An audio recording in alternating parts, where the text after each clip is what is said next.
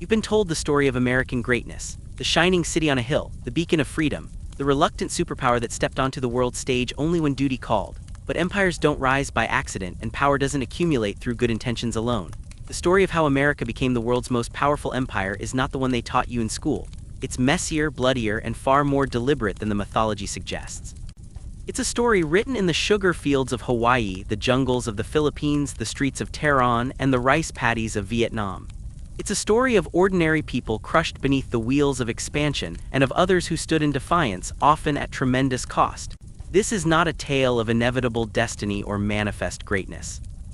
This is a people's history of American empire, told through the voices usually left out of the official narrative, and it begins not with a declaration of imperial ambition, but with a simple question: what happens when a republic decides it needs an empire to survive?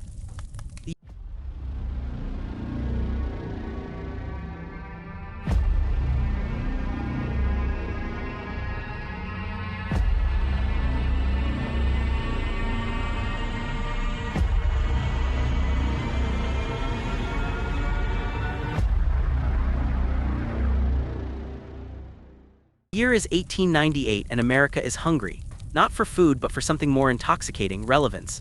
For decades, European powers have been carving up the world like a dinner table, claiming colonies from Africa to Asia, and the United States has been watching from the sidelines, still nursing the wounds of its own civil war, still figuring out what it means to be a unified nation. But now there's a new generation of leaders, men like Theodore Roosevelt and Henry Cabot Lodge, who believe America's future lies beyond its shores. They look at the British Empire, at the French, the Germans, the Dutch, and they see not just power but proof of civilization itself. In their minds, a nation without colonies is a nation without stature. And so when the USS Maine explodes in Havana Harbor in February 1898, killing 266 American sailors, these men see not just a tragedy but an opportunity.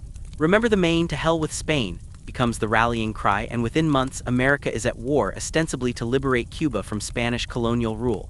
But liberation, as it turns out, is a flexible concept. The Spanish-American War lasts only 10 weeks. It's a mismatch from the start. Spain is a fatting empire, exhausted and outgunned, while America is young, industrialized, and eager to prove itself. When the smoke clears, Spain has lost not just Cuba but Puerto Rico, Guam, and the Philippines. The United States, which fought a revolution against colonial rule just over a century earlier, is now a colonial power itself. And this is where the mythology starts to crack. In the Philippines, American forces don't arrive as liberators but as conquerors. Filipino revolutionaries led by Emilio Aguinaldo have been fighting for independence from Spain for years. They believed the Americans were their allies. They were wrong. When the United States annexes the Philippines, refusing to grant the independence it had promised, the Filipinos do what Americans themselves did in 1776: they fight back. The Philippine-American War is a conflict most Americans have never heard of, and that's not by accident.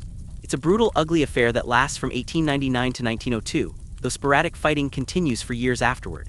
American soldiers, many of them fresh from fighting in Cuba, find themselves waging a counterinsurgency war in dense jungle against an enemy that knows the terrain and has the support of the local population. The tactics are familiar to anyone who knows the later history of American warfare. Villages burned, water supplies poisoned, civilians herded into concentration camps. General Jacob Smith infamously orders his troops to turn the island of Samar into a howling wilderness, instructing them to kill everyone over the age of 10. American soldiers write letters home describing the war in terms that would sound chillingly familiar to veterans of Vietnam 70 years later. One soldier writes, "We make everyone get into his house by 7 p.m. and we only tell a man once. If he refuses, we shoot him."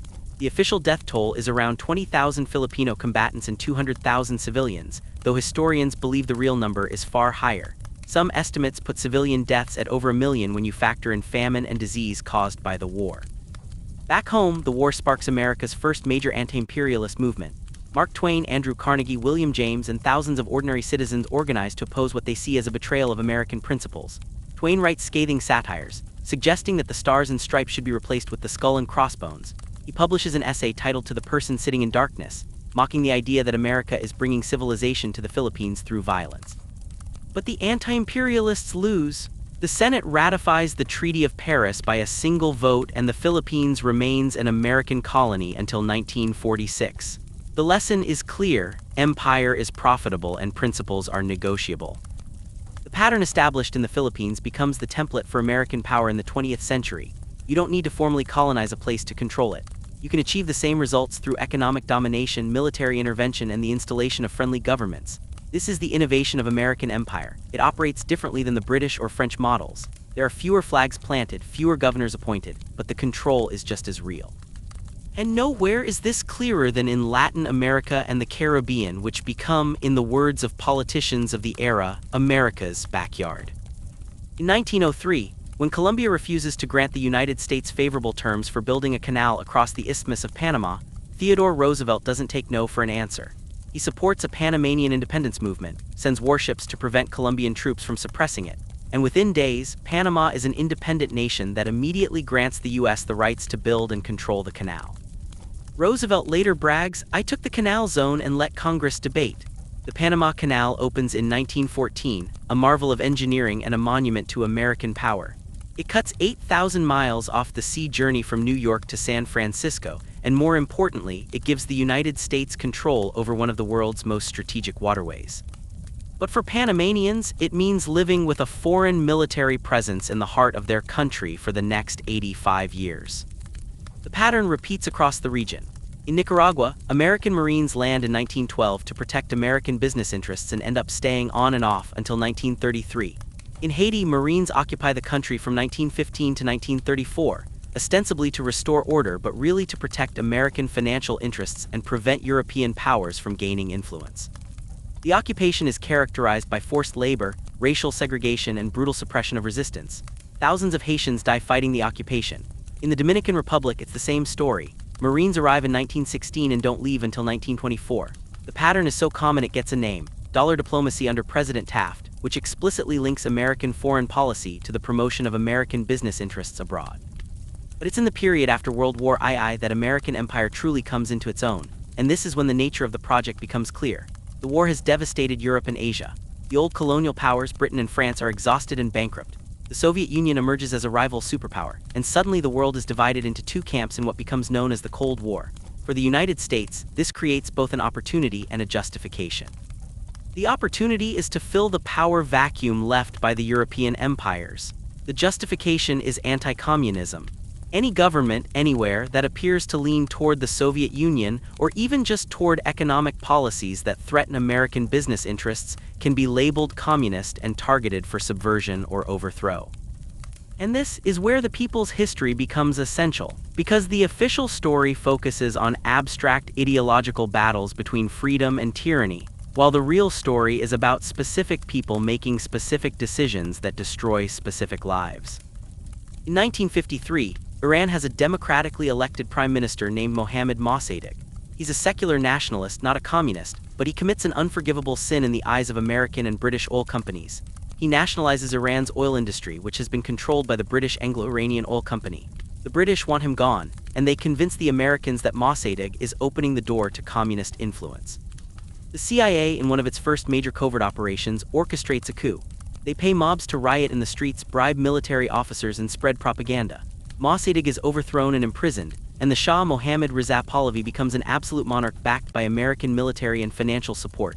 For the next 25 years, the Shah rules as a dictator, using his secret police, Savak, to torture and execute dissidents. When Iranians finally overthrow the Shah in 1979, their anger at America is not irrational or mysterious. It's the direct result of a coup that destroyed their democracy and installed a tyrant. 1 year later, in 1954, the CIA does it again in Guatemala. The democratically elected president, Jacobo Arbenz, is a reformer who wants to address his country's massive inequality. Less than 3% of landowners control 70% of arable land, and the biggest landowner is an American company, the United Fruit Company. When Arbenz proposes land reform that would redistribute unused land to peasant farmers, offering compensation based on the value United Fruit itself declared for tax purposes, the company screams communist takeover. The Dulles brothers, John Foster Dulles, the Secretary of State, and Allen Dulles, the head of the CIA, both have personal and financial ties to United Fruit. They convince President Eisenhower that Guatemala is becoming a Soviet beachhead in the Western Hemisphere. The CIA trains and arms a small force of Guatemalan exiles, provides air support, and orchestrates a campaign of psychological warfare, including fake radio broadcasts announcing a massive rebel army. Arbenz, believing he's facing a much larger force and unable to count on military support, resigns. The new military government reverses the land reforms, outlaws political parties and unions, and begins a reign of terror. Over the next 4 decades, Guatemala's civil war kills over 200,000 people, most of them indigenous Mayans massacred by military forces armed and trained by the United States. These aren't aberrations, they're the system working as designed. In the Congo, when the charismatic independence leader Patrice Lumumba threatens to nationalize the country's vast mineral wealth and accepts aid from the Soviet Union, the CIA plots his assassination.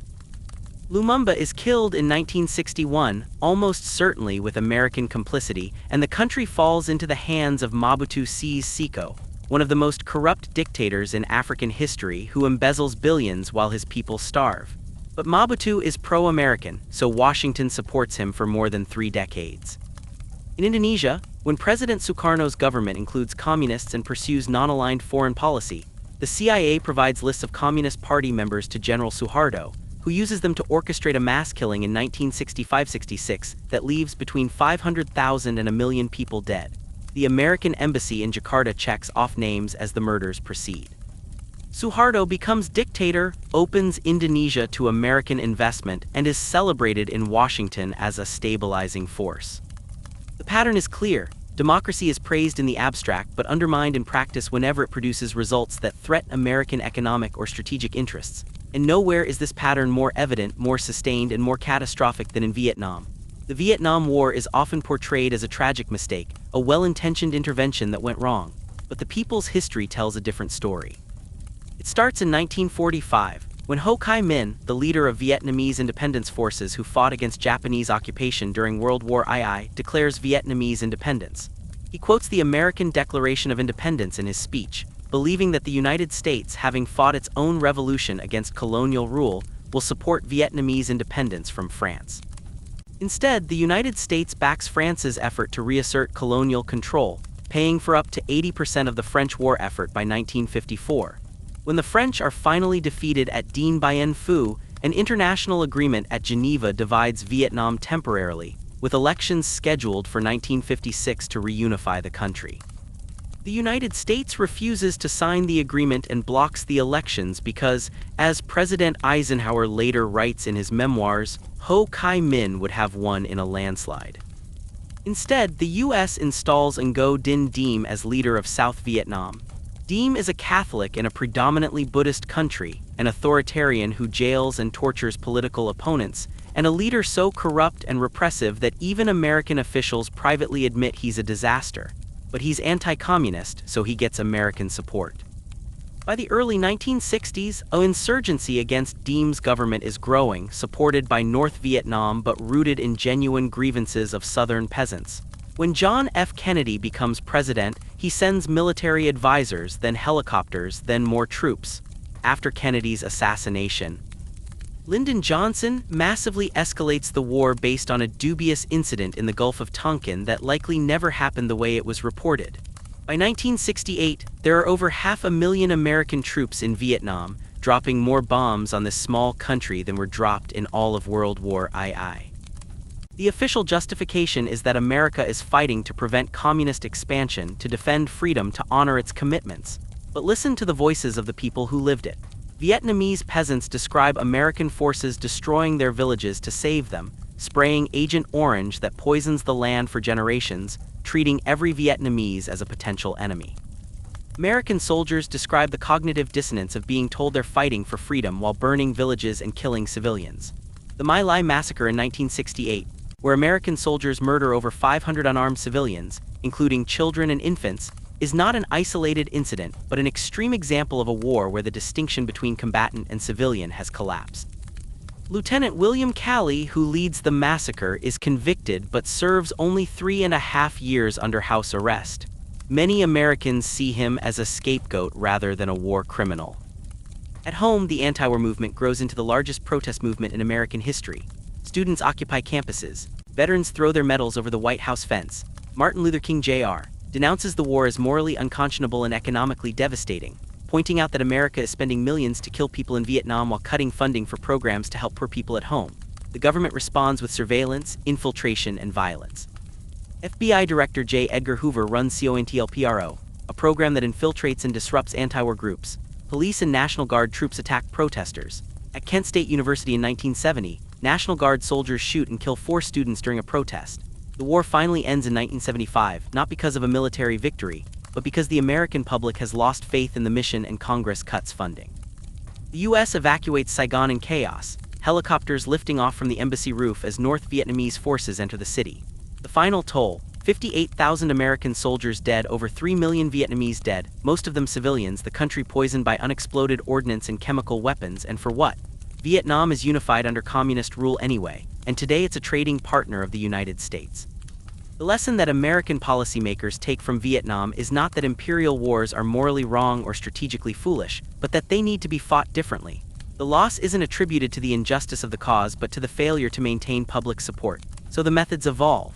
In the 1980s, instead of sending large numbers of American troops, the Reagan administration fights proxy wars. In Nicaragua, when the leftist Sandinista government takes power in 1979 after overthrowing a US-backed dictator, Reagan authorizes the CIA to arm and train the Contras, a rebel group that includes former members of the dictator's National Guard. Congress passes the Boland Amendment explicitly prohibiting military aid to the Contras, so the Reagan administration finds another way. They secretly sell weapons to Iran despite an arms embargo and use the profits to fund the Contras. When this is exposed in the Iran-Contra scandal, administration officials lie to Congress, shred documents, and claim they were fighting communism. Some are convicted, but most are pardoned. The Contras wage a terrorist campaign against civilian targets, including teachers, health workers, and agricultural cooperatives, killing tens of thousands of Nicaraguans. In El Salvador, the U.S. backs a right-wing government fighting a civil war against leftist guerrillas. The Salvadoran military and associated death squads murder over 75,000 people during the 1980s, including Archbishop Oscar Romero, shot while saying Mass, and 4 American churchmen raped and killed by soldiers. American aid continues despite these atrocities because the government is anti-communist. When UN truth commissions later investigate, they find that 85% of the atrocities were committed by government forces armed and trained by the United States, while 5% were committed by the guerrillas. In Guatemala, the military dictatorship wages a campaign of genocide against indigenous Mayans, destroying over 600 villages. The Reagan administration certifies to Congress that Guatemala is improving its human rights record in order to continue military aid, even as the killing intensifies. And then the Cold War ends. The Soviet Union collapses in 1991, and suddenly the justification that has underwritten American intervention for 45 years evaporates. Does the empire contract? Does the military-industrial complex downsize? No. It finds new enemies and new justifications. In the 1990s, it's humanitarian intervention and the war on drugs. In Panama in 1989, President George H.W. Bush sends troops to overthrow Manuel Noriega, a dictator and drug trafficker who was on the CIA payroll for years until he became inconvenient. Thousands of Panamanian civilians die in the invasion, their neighborhoods bombed and burned. In the former Yugoslavia, NATO intervenes in the Balkans, bombing Serbia in 1999 without UN authorization. The justifications are more varied now, the rhetoric more about human rights and international law, but the pattern persists. American military power deployed globally, often without genuine international consensus, in ways that serve American strategic interests. Then comes September 11, 2001. The terrorist attacks that kill nearly 3,000 people provide a new justification more powerful than anti-communism ever was: the war on terror. The invasion of Afghanistan in 2001 has broad international support because the Taliban are harboring al-Qaeda, but it quickly becomes another endless war. 2 decades later, the US finally withdraws and the Taliban return to power almost immediately, raising the question of what 20 years of war, thousands of American lives, and hundreds of thousands of Afghan lives accomplished. But Afghanistan is almost a sideshow compared to Iraq. In 2003, the Bush administration invades Iraq based on claims that Saddam Hussein possesses weapons of mass destruction and has ties to al-Qaeda. Both claims are false. Inspectors find no WMDs. The ties to al-Qaeda don't exist. Hussein is a brutal dictator, but that wasn't why the US invaded, and if it were, the policy would have to apply to dozens of other dictators America supports. The Iraq War is the people's history in real time, visible in ways earlier interventions weren't because of the internet and embedded journalists. We see the invasion, the occupation, the chaos. we see Abu Ghraib, where American soldiers torture and humiliate Iraqi prisoners. We see Fallujah, a city destroyed house by house in urban warfare.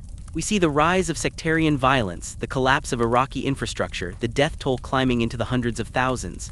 We see American contractors like Blackwater operating as private armies, killing Iraqi civilians with impunity. And we see the cost at home. Thousands of American soldiers dead, tens of thousands wounded and traumatized, trillions of dollars spent that could have rebuilt American infrastructure or provided healthcare or education. The Iraq War, like Vietnam before it, is supposed to be a turning point, a moment when Americans reject imperial overreach. And yet the empire persists because it's not just military. It's economic, woven into the structure of global capitalism in ways that make it almost invisible if you're not looking for it. The dollar is the world's reserve currency, which means countries have to hold dollars to trade in oil and other commodities, giving the U.S. enormous economic leverage. The International Monetary Fund and World Bank, dominated by the United States, impose structural adjustment programs on developing countries, requiring them to privatize public services, cut social spending, and open their markets to foreign investment as conditions for loans. These policies enrich corporations and local elites while devastating working people. When countries resist, they face sanctions, coups, or invasion. The empire is the military bases, more than 750 of them in over 80 countries. It's the weapons sales, with the U.S. the world's largest arms dealer. It's the surveillance apparatus revealed by Edward Snowden monitoring communications globally. It's the drone program with strikes in Pakistan, Yemen, Somalia, and elsewhere, killing suspected terrorists and whoever happens to be nearby, including children, weddings, funerals. But here's the crucial part of the people's history. At every stage there has been resistance. In the Philippines, Filipinos fought for their independence. In Vietnam, the Vietnamese won. In Nicaragua, the Sandinistas eventually returned to power through elections. In the United States itself, every war has sparked opposition. The Anti-Imperialist League in 1898, the massive anti-war movement during Vietnam. The millions who marched against the Iraq War in 2003 in the largest coordinated protest in human history. Soldiers who refused orders, whistleblowers who leaked documents, journalists who reported the truth, citizens who organized and protested and ran for office. The empire has never been unopposed, and the opposition has sometimes succeeded in limiting or ending particular interventions, even if it hasn't dismantled the system. Understanding this history matters because the empire isn't over. It operates differently now, with more drones and fewer troops, more economic pressure and less direct occupation, but the fundamental logic persists. American power must be maintained globally, American access to resources and markets must be secured, and any government or movement that threatens this must be opposed. You see it in the continued hostility toward Cuba, an island nation of 11 million people that has been under U.S. embargo for over 60 years because it dared to have a revolution. You see it in Venezuela, where the U.S. has supported opposition to the socialist government with sanctions that have devastated the economy and killed tens of thousands. You see it in the billions in military aid to Israel, Egypt, and Saudi Arabia. You see it in the pivot to Asia, with the U.S. building up military forces to counter China's rise. The people's history shows us that empires don't have destinies, they have policies, and policies are made by people who can be influenced, opposed, replaced. It shows us that the gap between American rhetoric about democracy and freedom and American practice has been constant and vast, not because Americans are uniquely hypocritical, but because maintaining an empire requires hypocrisy. You have to claim you're liberating people while you're dominating them. You have to say you're defending democracy while you're overthrowing elected governments. You have to talk about human rights while you're arming dictators. The people's history doesn't say Americans are evil. It says that empire corrupts democratic values, that it requires violence and deception, and that it ultimately serves the interests of a small elite while selling itself as necessary for everyone's security.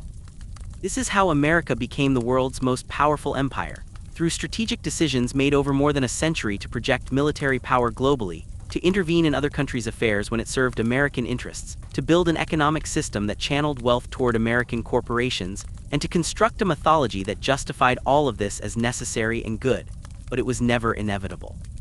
At every juncture there were people who argued for different choices, who said the empire betrayed American values, who organized resistance.